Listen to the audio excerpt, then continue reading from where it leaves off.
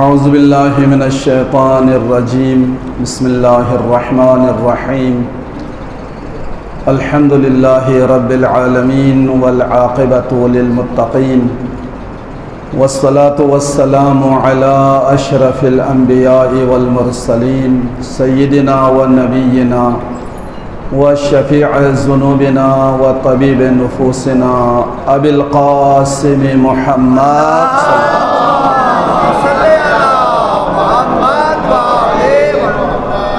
وعلى أهل بيته الطيبين الطاهرين المعصومين الذين أذهب الله عنهم الرجس وطهرهم تطهيرا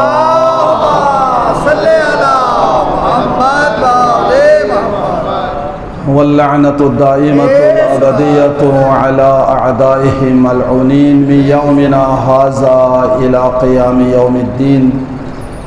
اما بعد فقد قال الله الحكيم بسم الله الرحمن الرحيم وربك يخلق ما يشاء ويختار ما كان لهم الخيرة. صلوات پڑھیں.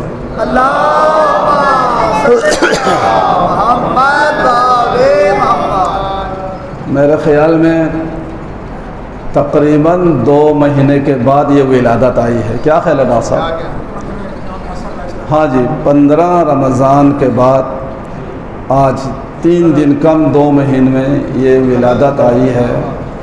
تو آپ لوگوں کا جو ہے نا جذبہ بہت ہی بلند ہونا چاہیے. صلوات پڑھے بلند آواز سے.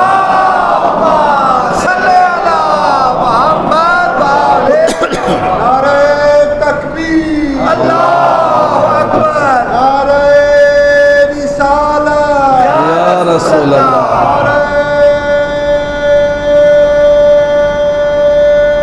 بسم اللہ. اور جلسہ بھی 4 سادات کی طرف سے ہے. ڈاکٹر یعصوب صاحب تو ہر مجلس میں جلسے میں شامل ہے نا. چاروں کا چاروں سادات ہیں، ان کی طرف سے یہ جلسہ ہے. تو حقیقی معنی میں حق 4 یار یہی ہے. کیا خیال ہے؟ باقی جو کہتے ہیں وہ ٹھیک نہیں ہے. یہ صحیح معنوں میں حق 4 یار ہے. اللہ تعالیٰ 4 یاروں کو سلامت رکھے. اور بخاری صاحب کے لیے دعا کرے. بڑے جذبے کے ساتھ انہوں نے ہار بھی ڈالا ہے اور نوٹ بھی دیا ہے، اور ساتھ ساتھ اظہار مودت بھی کرتے ہیں، عقیدت بھی کرتے ہیں. اللہ ان کو سلامت رکھے. اللہ تعالیٰ ان کے والدین کو بھی کروٹ کروٹ جنت نصیب کرے. ان کے فرزند کو علی اکبر کے قدموں میں جگہ عنایت فرمائے، اور ان کے دوسرے فرزند کو اللہ اولاد نرین عطا فرمائے. اور اللہ تعالیٰ ہم سب کے خوشیوں کو بارگاہ بطول میں قبول و منظور فرمائے. وقت کے دامن میں زیادہ گنجائش نہیں ہے، کیونکہ ڈاکٹر صاحب نے بھی کلینک پر جانا. مجھے یہ بھی خیال ہے میں گڑی کی طرف میں وہ تو بچ جانا ہے، تو فکر نہ کرو. صلوات پڑھے محمد والے محمد. کس کی ولادت ہے؟ تیسرے علی. 4 علی ہے نا، 4 محمد، 2 حسن. تو آج تیسرے علی کی ولادت ہے. تو اقلیم امامت کے 8ویں تاجدار کی ولادت آپ سب کو بہت بہت مبارک ہو. آپ کو بھی مبارک. یہ وہ امام ہے جس کی زیارت رسول اللہ کی زیارت ہے. سبحان اللہ. اگر آپ مدینہ نہیں جا سکتے تو فرمان ہے میرے اس فرزند کے مشہد میں جا کے خراسان میں زیارت کرو. وہ حقیقتاً میری زیارت ہے. کربلا کا مقام بہت بلند ہے، نجف کا مقام بہت بلند ہے، لیکن یہ وہ امام ہے جس کی زیارت کو رسول اللہ کی زیارت کے برابر قرار دیا. اور جس کی بہن کی زیارت جناب معصومہ سلام اللہ علیہ کی زیارت حقیقتاً جناب زہرا سلام اللہ علیہ کی زیارت ہے.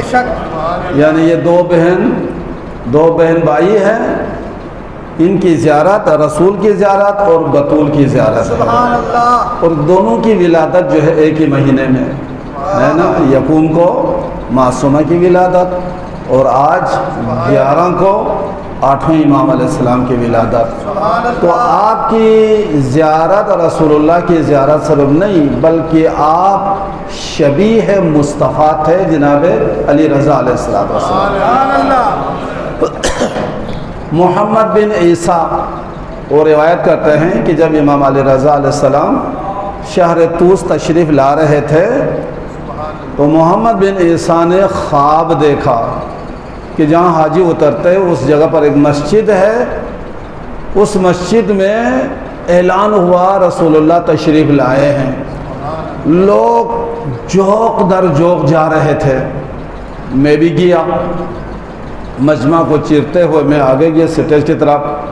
حضور کے سامنے میں نے حضور کی زیارت کی خواب میں، اور میں نے دیکھا حضور کے سامنے ایک طبق ہے، تشت ہے جس میں کھجور ہے. تو حضور نے ایک مٹھی کھجور بھر کر میری جولی میں ڈال دی. میں نے شمار کیا تو وہ 18 دانے تھے. 18 دانے تھے. خواب سے بیدار ہوا. کہتا جو معصوم کی زیارت ہوتی ہے وہ شیطان نہیں دکھاتے، حقیقی ہوتا ہے. لہٰذا اس خواب کی تعبیر کیا ہے سمجھ نہیں آ رہے. اتنا اس نے سمجھ لیا یہ جو 18 دانے حضور نے مجھے عنایت فرمائے ہیں اس کا مطلب یہ میری زندگی 18 سال ہے. اگلے دن اعلان ہوا شہر طوس میں، اعلان ہوا کہ امام رضا علیہ السلام مدینے سے تشریف لا رہے ہیں.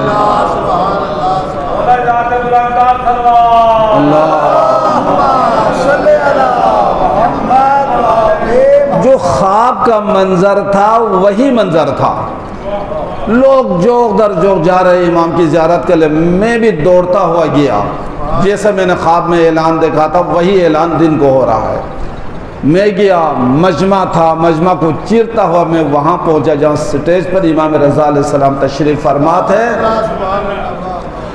اور آپ کے سامنے وہی طبق تھا کھجور کا جو میں نے خواب میں رسول اللہ کے سامنے دیکھا تھا. میں نے عرض کیا فرزند رسول کچھ عنایت فرما لیجئے. آپ نے مٹھی بھر کے مجھے دے دیا. دیکھا تو وہی 18 دانے. 18 دانے. ہمارے امام کیسے ہوتے ہیں جن کے ہم ایسی ولادت نہیں مانتے، شہادت نہیں مانتے. وہ اللہ کے اتنے بلند ترین ہستیاں ہوتے ہیں جن کو آپ کو خواب میں دیکھا وہی بیداری میں بتا رہے ہیں. حضور مجھے کچھ اور عنایت فرما لیجئے. تو امام رضا علیہ السلام فرماتے ہیں اگر میرے نانا نے اس سے زیادہ دیا ہوتا تو میں بھی تجھے دے دیتا تھا.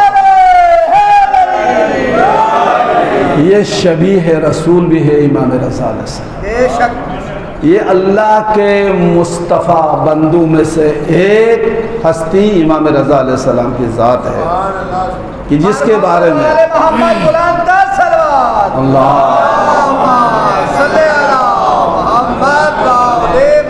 جس کے بارے میں خالق کائنات اپنے پاک نبی سے مخاطب ہے. میرے حبیب رب کا یخلق ما یشاء، تیرے رب جس کو چاہتا ہے پیدا کرتا ہے. موسیٰ کو بھی اسی نے پیدا کیا، فرعون کو بھی اسی نے پیدا کیا، ابراہیم کو بھی اسی نے پیدا کیا، نمرود کو بھی اسی نے پیدا کیا، محمد کو بھی اسی نے پیدا کیا، تو ابو جہل ابو سفیان کو بھی اسی نے پیدا کیا. یہی ہے نا. حسین کا بھی خالق وہی ہے اور یزید کا بھی خالق وہی ہے. رب کا یخلق ما یشاء، تیرا رب جس کو چاہتا ہے جسے چاہتا ہے پیدا کرتا ہے. لیکن وَيَخْتَارُ مَا كَانَ لَهُمُ الْخِيَرَةُ، اور ان میں سے مصطفیٰ انہی کو بناتا ہے جو ان میں سے نیک ہوتے ہیں. جو نیک ہوتا ہے ان میں سے اللہ انہی کا انتخاب کرتا ہے. یعنی خالق کائنات یہ اعلان فرمانا چاہتا ہے کہ خدا اپنے خدائی کام لینے کے لیے ہادی کا بندوبست انتخاب خود کرتا ہے، کسی کے ہاتھ میں نہیں دیا. اس آیات سے دو باتیں ہمیں ملتی ہے. ایک بات یہ ہے کہ اپنے دینی امور لینے کے لیے، ہدایت کا کام لوگوں سے لینے کے لیے صرف انہی لوگوں کا انتخاب کرتا ہے اللہ تعالیٰ، اور وہ انتخاب کرنا اپنے دست قدرت میں رکھا ہے. یہ اختیار اللہ تعالیٰ نے اپنے مخلوق میں سے کسی کو بھی نہیں دیا کہ ہادی کا جو انتخاب کرنا ہے، جس سے اپنے ہدایت کا کام لینا ہے، ان کا انتخاب کرنا اللہ نے اپنے دست قدرت میں رکھا ہے. یہ اختیار مخلوق کو نہیں دیا. حتیٰ کہ انبیاء کو بھی یہ اختیار نہیں دیا. یہی وجہ ہے کہ آدم سے لے کر سرکار دو عالم صلی اللہ علیہ وآلہ وسلم تک کوئی نبی اپنا جانشین خود منتخب نہیں کر سکا. اگر کر سکتا تو حضرت موسیٰ درخواست نہ کرتے وَاجْعَلْ لِي وَزِيرًا مِّنْ أَهْلِ هَارُونَ أَخِي اشْدُدْ بِهِ أَزْرِي. تو یہ درخواست کرنا اس بات کی دلیل ہے اللہ نے کسی کو اختیار نہیں دیا. یہی وجہ ہے جب غدیر خم میں مولا کائنات علیہ السلام کی ولایت اور خلافت کا اعلان ہوا، وہ بھی حضور نے اپنے مرضی سے نہیں کیا بلکہ خالق حکم سے کیا. اور یہ اتنا ضروری تھا کہ خالق کا ارشاد ہوا وَإِن لَّمْ تَفْعَلْ فَمَا بَلَّغْتَ رِسَالَتَهُ. میرے حبیب اگر یہ کام آپ نے نہیں کیا تو آپ نے رسالت کا کچھ بھی نہیں کیا. تو پہلی بات یہ ہے کہ ہادی کا بندوبست کرنا اللہ نے کسی کو اختیار نہیں دیا، اپنے دست قدرت میں رکھا. اور دوسری بات، اللہ جس کو مصطفیٰ بناتا ہے، جس کا انتخاب کرتا ہے، وہ نیک لوگ ہوتے ہیں، گناہگار نہیں ہوتے. جس کو اللہ منتخب ہوتے ہیں وہ معصوم ہستیاں ہیں جن سے گناہوں کا صدور ہوتا ہی نہ ہو. اس لیے اگر گناہگار کو اللہ یہ عہدہ دے دے تو عدل الہی پر حرف آئے گا، اور جو ان سے اچھے لوگ ہوتے ہیں وہ اعتراض کر سکتے ہیں ہماری موجودگی میں یہ عہدہ ان کو کیوں دیا. لہٰذا اللہ تعالیٰ ان میں نیک لوگ ہوتے ہیں ان کو یہ عہدہ عطا کر دیتا ہے. اس لیے گناہ کرنا ظلم ہے، گناہ کرنا ظلم ہے. ظالم دو قسم کے ہیں، یا ظالم لنفسہ ہی ہے یا ظالم لغیرہ ہی ہے. ایک اپنے آپ پر ظلم کرنا، ایک گناہ کیا وہ جہنم کا مستحق ہو گیا، دنیا میں ذلیل ہو گیا، بدنام ہو گیا. یہ ظلم ہے، گناہ ظلم ہے. گناہ کرنے والا ظالم لنفسہ ہی ہو، خود اپنے اوپر ظلم کرے، یا ظالم لغیرہ کسی اور پر. ظالم کو یہ عہدہ نہیں ملتا، اللہ کا یہ عہدہ ظالم کو نہیں ملتا. خالق نے جب حضرت ابراہیم علیہ السلام سے فرمایا انی جاعلک للناس اماما، میں آپ کو لوگوں کا امام بنا تو حضرت ابراہیم علیہ السلام نے دعا کی پروردگارا یہ میری ذریت میں سے بھی امامت کو قرار دے. تو خالق کا ارشاد ہوا ٹھیک ہے، لیکن ایک بات یاد رکھو، یہ میرا عہدہ جو ہے لا ینال عہد الظالمین، یہ ظالموں کو یہ عہدہ نہیں ملے گا. لہٰذا اللہ تعالیٰ نیک لوگوں کا انتخاب کرتا ہے. اب سوال یہ پیدا ہوتا ہے اللہ نے اپنے دست قدرت میں کیوں رکھا؟ یہ جتنے بھی انبیاء آئے سارے معصوم ہستیاں ہیں، ان کے حوالہ کیوں نہیں کیا؟ ان کو اختیار دیتا کہ نبوت تو میں تمہیں دے رہا ہوں لیکن اپنے جانشینی خود مقرر کر لو. نہیں. کیوں؟ اس لیے انبیاء بھی اس کام میں کامیاب نہیں ہوئے. مستقبل کا جو علم ہے وہ خدا کے پاس ہے. اللہ نے انبیاء کو اتنا علم دیا ہے، اتنا علم غیب دیا ہے، جتنا ان کو دیا اتنا وہ جانتا ہے. اور یہ آزما کے بھی دیکھ لیا۔ حضرت موسیٰ علیہ السلام کتاب خدا لینے کے لیے جب طور پر جانے لگے تو بنی اسرائیل نے ضد کر دیا، اللہ کے کلام ہم بھی سنیں گے، ہم بھی جائیں گے۔ حضرت موسیٰ علیہ السلام نے لاکھ سمجھایا کہ تم نہیں جا سکتے، لیکن بنی اسرائیل ماننے والے قوم تھوڑے ضدی قوم ہے، کہتے نہیں، جب آپ اللہ کے کلام سنتے ہیں ہم بھی جائیں گے، ہم بھی اللہ کے کلام سنتے ہیں، جب ہم آپ پر ایمان لے کے آئے ہیں تو ہمیں ساتھ کیوں نہیں لے جاتے؟ حضرت موسیٰ علیہ السلام کو تنگ کیا تو حضرت موسیٰ علیہ السلام نے فرمایا چلو تم کچھ اپنے لوگوں میں سے کچھ لوگوں کا انتخاب کر لیں، میں ان کو لے کے جاؤں۔ انہوں نے کہا نہیں، آپ خود انتخاب کر لیں۔ بنی اسرائیل نے حضرت موسیٰ سے کہا آپ خود انتخاب کر لیں۔ کتنے لوگ تھے؟ 70,000۔ بنی اسرائیل 70,000 تھے۔ 70,000 میں سے نظر رسالت میں دیکھ کر ایک ایک کا انتخاب کیا، 1,000 میں سے ایک۔ 70,000 میں سے 70 آدمیوں کا انتخاب کیا۔ اب آپ دیکھیں کہ 1,000 میں سے دیکھ دیکھ کر حضرت موسیٰ علیہ السلام نے ایک آدمی کا انتخاب کیا۔ تو یہ 70 آدمیوں کو لے کر جب کوہ طور پر پہنچے تو وہاں جا کر وہ بے ایمان ہو گئے اور انہوں نے کہہ دیا لن نؤمن لک حتی نری اللہ جہرۃ، ہم آپ پر ایمان ہرگز نہیں لائیں گے جب تک اللہ کو سامنے نہیں دکھائیں گے۔ اللہ کے نبی اور معمولی نبی نہیں، کلیم اللہ ہے، اولو العزم پیغمبر ہے، صاحب کتاب و شریعت پیغمبر ہے، اور 10 آدمی سے ایک کو منتخب نہیں کیا بلکہ 1,000 میں سے ایک آدمی کا انتخاب کیا تھا۔ لیکن وہاں جا کر پتہ چل گیا جن کو حضرت موسیٰ ایماندار سمجھ کر منتخب کیا تھا وہیں جا کر بے ایمان ہو گیا۔ جب تک اللہ کو سامنے نہیں دکھائیں گے ہم آپ کو نہیں مانیں گے۔ تنگ کیا، یہاں سے پتہ چل گیا کہ بندوں کا انتخاب صحیح نہیں ہوتا۔ بھئی آپ کا انتخاب کرنا تو آسان ہے لیکن گارنٹی کون دے گا کہ یہ ایماندار رہے گا؟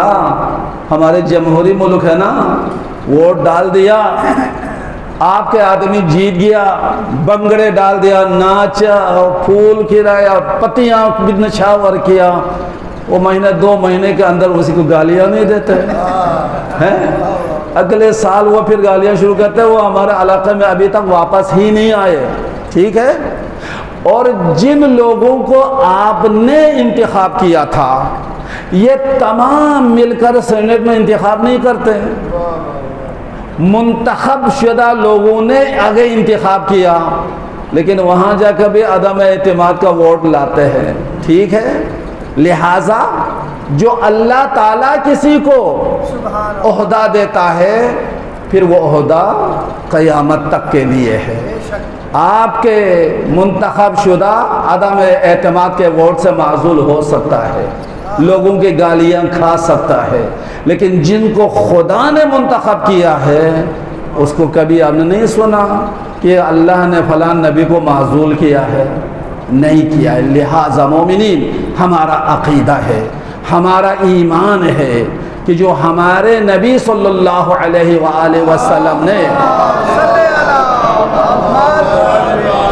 جو 12 جانشین آپ نے ہمیں نام بنام بتا دیا ہے، علی سے مہدی تک 12 کے 12 جن میں سے ہر ایک کا نام حضور نے گن گن کر ہمیں بتا دیا کہ ان کا نام یہ ہوگا، اس کا یہ لقب ہوگا۔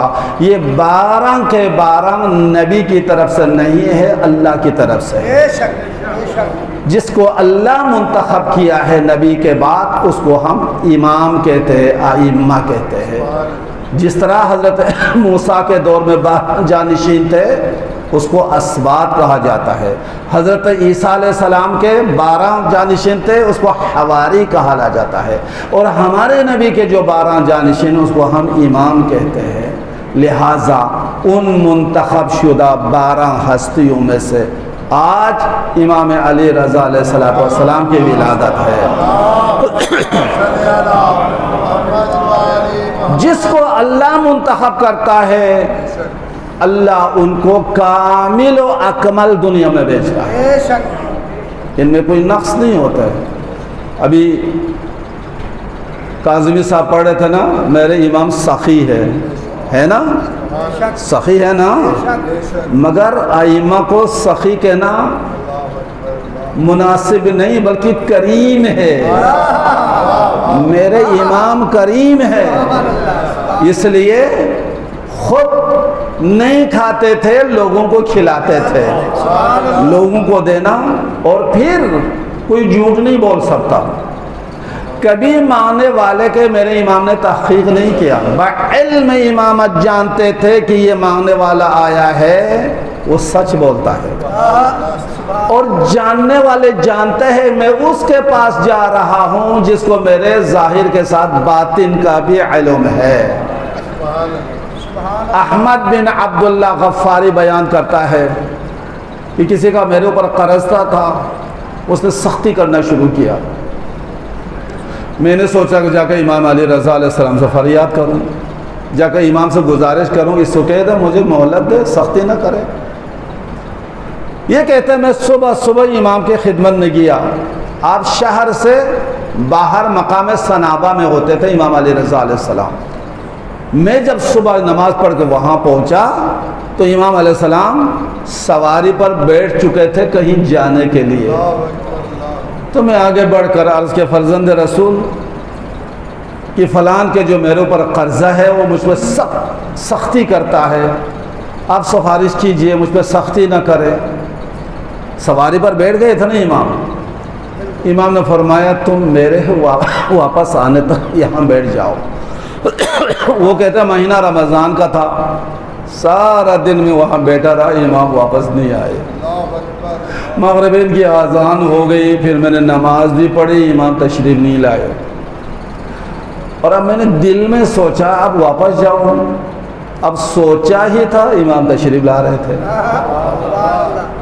امام تشریف لا بھی رہے ہیں، کچھ لوگ آپ کے ساتھ ہیں، دائیں بائیں فقراء مساکین کو دیتے آ رہے ہیں، ہے نا، کریم ہے نا میرے امام سخی کریم ہے نا، جیب خالی کر دیتے، اپنے جیب میں نہیں رکھتے، لہٰذا فقراء مساکین کو دیتے آ رہے تھے۔ امام علیہ السلام فارغ ہوئے، وہ کہتے دولت سرا میں آپ داخل ہوئے، حجرے میں تھوڑی دیر بیٹھنے کے بعد پھر میرے پاس آئیں، فرمائے تمہارا روزہ ہوگا؟ ہاں میرا روزہ ہے۔ ابھی کھائے کچھ نہیں ہوگا؟ نہیں مولا میں نے کچھ بھی نہیں کھایا۔ امام نے فرمایا غلام کو کھانا لے آؤ، کھانا لے آیا، میں نے کھانا کھا لیا۔ اب میں نے امام سے نہیں کہا میرے اتنے میرے اوپر قرضہ ہے، جس کو اللہ عہدہ دے کر بیچتا ہے اس کو کامل و اکمل بیچتا ہے، ٹھیک ہے۔ میں کھانا کھانے سے جب فارغ ہوا تو امام علیہ السلام نے فرمایا یہ فرش کا کونا اٹھا لو، اس کے نیچے جو کچھ ہے تو لے جاؤ۔ میں نے کونا اٹھایا، اس میں دینار تھے، سونے کے سکے۔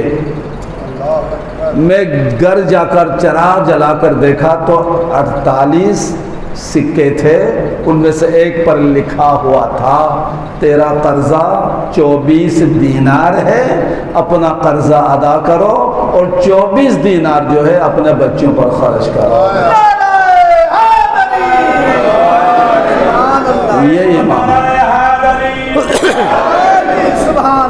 یہ امام ہے جس کو ہر چیز کا علم ہوتا ہے، یہ امام ہے اللہ تعالیٰ کامل و اکمل بیچتا ہے۔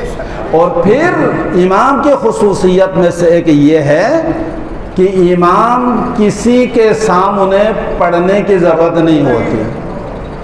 جن کو ہم امام مانتے ہیں نا، انہوں نے کسی کی شاگردی نہیں کی، کسی کے سامنے ذان و تلمس پیش نہیں کیا۔ اسی امام کا فرزند ہے امام محمد تقی علیہ السلام۔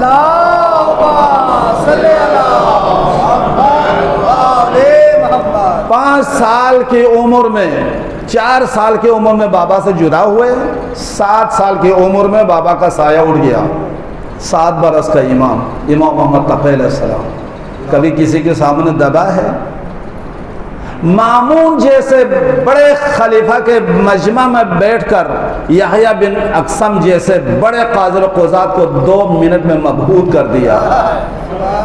اسی امام محمد تقی علیہ السلام کا فرزند ہے ہمارے 10ویں امام، جو 6 برس کے عمر میں امام محمد تقی علیہ السلام کی شہادت ہوئی۔ 10ویں امام 6 سال کی عمر میں آپ مسند امامت پر تشریف فرما ہوئے۔ 6 برس میں امام تھے یا نہیں؟ ہمارے امام ہے نا بھائی، 9ویں امام کے بعد 10ویں امام، اور 10ویں امام ابھی 6 برس کے ہیں۔ کوئی ہے کہ کسی کے سامنے جا کے پڑھا ہو؟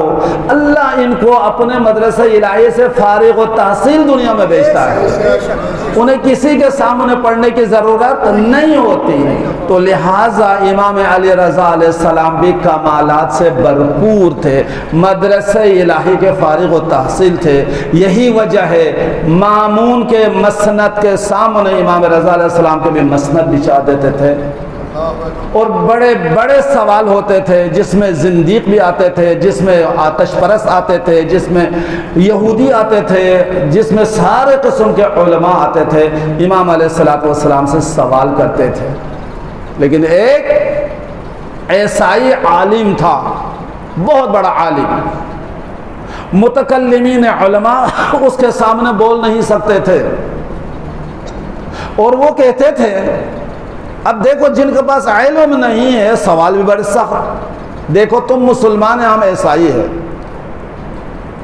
تم مسلمان بھی حضرت عیسیٰ کو مانتے ہیں، ہم بھی ان کو نبی مانتے ہیں، تم بھی وہ اس کی کتاب کو مانتے ہیں، ہم بھی مانتے ہیں، اور یہ بھی تم جانتے ہیں کہ عیسیٰ علیہ السلام ابھی تک زندہ ہے آسمان پر، اس پر تمہارا بھی اتفاق ہے، ہمارا ہے۔ اختلاف تمہارے نبی کے بارے میں ہے، تم ان کو نبی مانتے ہیں، ہم نہیں مانتے، اور تم اور ہم اس بات پر متفق ہے کہ تمہارے نبی زندہ بھی نہیں ہے، ٹھیک ہے؟ حضرت عیسیٰ صاحب شریعت صاحب کتاب بھی ہے، ابھی تک زندہ بھی ہے، اور ہم ان کو بھی مانتے، آپ بھی مانتے ہیں، آپ کے نبی کو ہم نہیں مانتے، آپ مانتے ہیں، لیکن اس پر دونوں کا اتفاق ہے وہ زندہ بھی نہیں ہے۔ تو بتاؤ کس دلیل پر تم کہہ دیتے کہ تمہارے نبی کی نبوت ہے؟ جو زندہ ہے اس کو نبی ماننا چاہیے، یا وہ جو دنیا میں نہیں ہے؟ کسی مسلمان عالم کے پاس اس کا جواب نہیں تھا، جواب نہیں تھا، سب مبہوت ہو جاتے تھے اس کے سامنے۔ لیکن جب مامون نے کسی دن اشارہ کیا یہ سوال فرزند رسول امام علی رضا علیہ السلام سے بھی کر لے، شاید وہ سمجھتا تھا جو ان کے پاس جواب نہیں ہے ان کے پاس بھی ایسے ہی جواب ہوگا۔ لیکن جب اس نے 8ویں امام علیہ السلام سے سوال کیا کہ آپ حضرت عیسیٰ کے بارے میں اور ان کی کتاب و شریعت کے بارے میں آپ کا کیا عقیدہ ہے، تو میرے مولا فرماتے ہیں میں اس عیسیٰ کی نبوت کا قائل ہوں جس عیسیٰ نے میرے نبی کی آمد کی خوشخبری اپنی امت میں دی ہے۔ میں اس عیسیٰ پر نازل ہونے والے کتاب پر بھی میرا ایمان ہے کہ جس کتاب میں میرے نبی کی آمد کی خوشخبری درج ہے۔ ہاں جو عیسیٰ میرے نبی کی آمد کی خوشخبری نہیں دیا ہو اور جس کتاب میں وہ خوشخبری درج نہ ہو، نہ میں اس عیسیٰ کو مانتا ہوں نہ اس کی شریعت کو مانتا ہوں۔ سبحان اللہ۔ ایک ایسا جواب امام دیا کہ اس کے لیے سارے دروازے بند ہو گیا۔ وہ جانتا تھا، وہ اپنی کتاب کا عالم تھا، لہٰذا جب امام علیہ السلام نے یہ فرمایا تو بالکل لاجواب ہو گیا۔ اس کے بعد اس نے کہا دیکھو جو مردوں کو زندہ کرتا ہے، جو مادرزاد اندوں کو بینائی عطا کرتا ہے، کیا اس کی پرستش کرنا ٹھیک نہیں ہے؟ تو میرے امام فرماتے ہیں اگر یہ بات ہے جس کی وجہ سے تم عیسیٰ کو خدا مانتے ہو تو اور بھی انبیاء بھی اس صفت میں شامل ہے۔ الیسع پیغمبر پانی پر چلتے تھے، ہموار زمین اور پانی کا کوئی فرق نہیں ہوتا تھا، جیسے ہم زمین پر چلتے تھے ویسے الیسع پیغمبر پانی پر چلتے تھے، وہ بھی مادرزاد اندھوں کو بینائی عطا کرتے تھے اور مردوں کو زندہ کر دیتے تھے۔ حضرت حزقیل پیغمبر نے 35,000 لوگوں کو مرنے کے 60,000 کے بعد زندہ کر دیا، ٹھیک ہے، 35,000 بنی اسرائیل کو مرنے کے 60 سال کے بعد زندہ کر دیا۔ گزر رہے تھے، انسانوں کے ڈھانچوں کے ڈھیر لگے ہوئے، اگر 35,000 مرے تھے، طاعون کے خوف سے سارے کے سارے بھاگ گئے تھے، اللہ نے ایک ہی جگہ پر سب کو موت دے دی۔ حضرت حزقیل علیہ السلام نے اللہ کے حکم سے ان تمام لوگوں کو زندہ کر دیا۔ حضرت ابراہیم علیہ السلام نے 4 پرندوں کا کیما بنایا اور پھر ان کو بلا کر ان تمام پرندوں کو زندہ کیا۔ حضرت موسیٰ علیہ السلام 70 بنی اسرائیل کو لے کر کوہ طور پر گئے تھے، وہ تجلی کے تاب نہ لا سکے، سارے کے سارے مر گئے تھے، تو حضرت موسیٰ علیہ السلام نے وہ 70 کے 70 کو پھر زندہ کیا۔ اسی طرح ہمارے پیارے نبی نے کتنے مردوں کو زندہ کیا کہ اگر مردوں کو زندہ کرنے سے خدا ہوتا ہے، اگر کسی مادرزاد اندھوں کو بینائی دینے سے خدا بنتا ہے، تو پھر حضرت عیسیٰ کو کیوں خدا مانتا ہے؟ ان تمام نبیوں کو بھی خدا مان لے۔